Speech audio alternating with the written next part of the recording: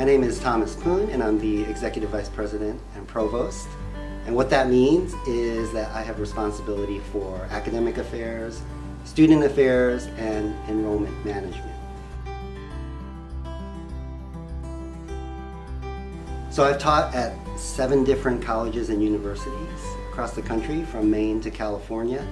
And what makes LMU students stand out is their superhuman ability, right, to, first of all, face what I think is one of the most rigorous curricula in all of higher education, but then also be so involved in activities and organizations that really speak to their passions, like social justice, community service, the arts, music, the environment. I could go on and on and on about the passions of our students here, and they really wear it on their sleeve, but academically they're amazing as well. So that's what I think sets LMU students apart from other students at places I've been. So there's a quote that has been misattributed to Mark Twain, which is, don't let schooling get in the way of your education, right? A Canadian author named Grant Allen actually used that quote quite frequently. And what it means is that, you can learn outside of the classroom, and you can even learn better when your emotions and senses are fully immersed and engaged, right? And that's why I think initiatives such as study abroad or other immersive learning experiences are so valuable to our curricula here. So these represent molecules that I have researched in my career.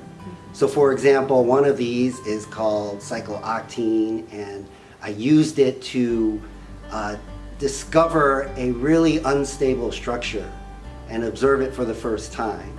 Another one of these is called 1-heptadecene, and we discovered that this was an insect pheromone that a certain species of chameleon stores in its cheekbone, and they rub it in a spot, and that lures insects to it, and then they get to stand a little distance away, and then when the insect goes there, they zap their tongue at it, right? Because chameleons have really long tongues.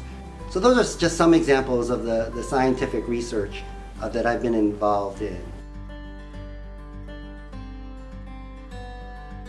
So science is important in our curriculum, writ large, because science as a field is so important to the prosperity of humankind, right? And I also think it's a lot of fun.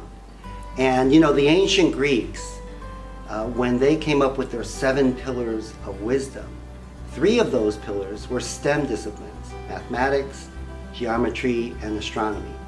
And that went along with grammar, rhetoric, logic, and music. And these pillars form the basis of the liberal arts, right? So it's important for our students to be well-rounded and have a liberal arts education. And as we know from the ancients, that liberal arts education included science. So many of the causes that I support or have been involved in actually came from students that I've taught in my classes.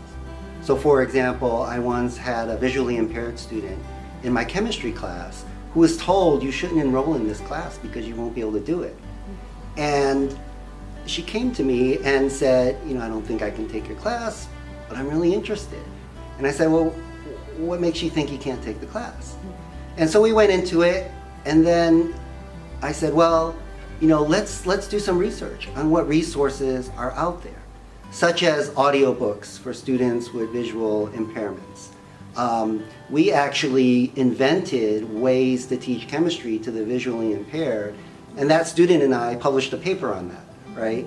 So, these initiatives, these things that I'm passionate about, a lot of them have come in my life from interacting with students and learning what they're passionate about And we just fed off of each other in terms of getting involved and trying to make a difference. I've played guitar since I was in high school. It arose out of loving the music that I listened to, and it contained a lot of guitar. It was rock and roll, heavy metal, right? And so, but about 6 years ago, I discovered the ukulele. And I was fascinated by this little instrument with an amazing sound that was unique and only 4 strings. It was kind of an underdog instrument to me. But then when I found out what you could do with it,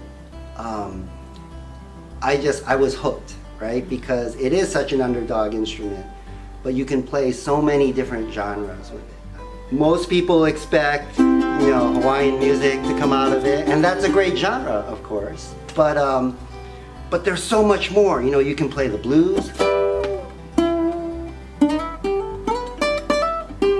right? Or you can play, show tunes like my favorite.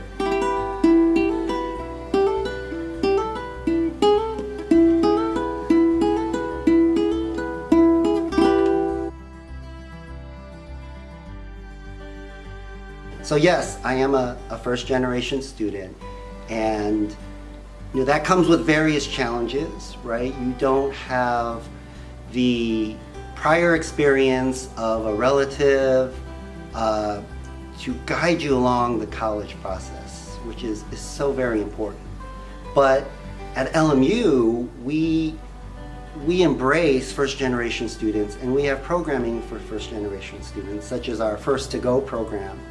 I know that Student Affairs really embraces and works with first-generation students, and also our Career and Professional Development Office has programming specifically and works with first-generation students. So the important thing about all of these initiatives is that it's proactive in reaching out to first-generation students, especially those, of course, who identify as first-gen students when they apply.